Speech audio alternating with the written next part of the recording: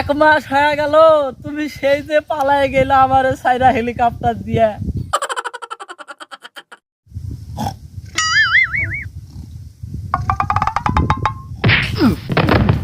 এই দাদা হ্যাঁ দাদা আমি এরকম স্বপ্ন দেখলু দাদি 1 মাস হয়ে যাতে সংসার গেল দাদি বার সুখে নাই আপনি আমি স্বপ্ন দেখলু।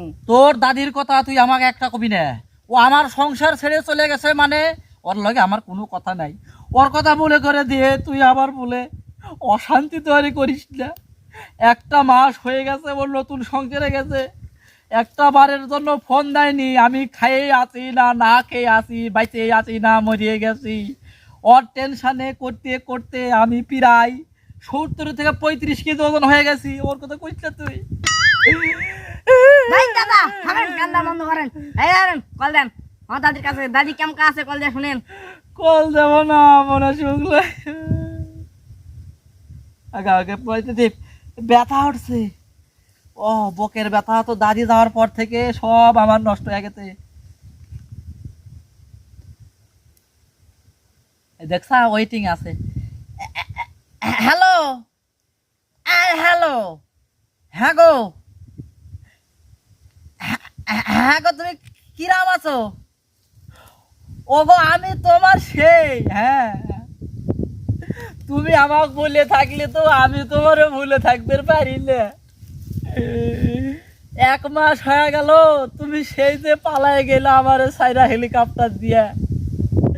তারপর থেকে আমার খাওয়া নাই, দাওয়া নাই, ঘুম নাই, পাখানা নাই, পিছাব নাই। আমি যে কিরাম ভাবে আছি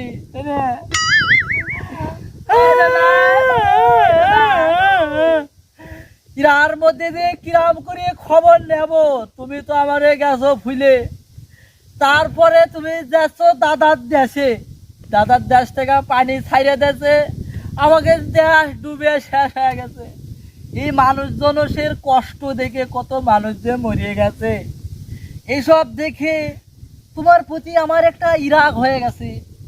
আমার সংসারে আমার দেশে থাকে তুমি আমার পার্শ্ববর্তী দেশ সেই দেশে চলে গেছো আমার ছাইরে।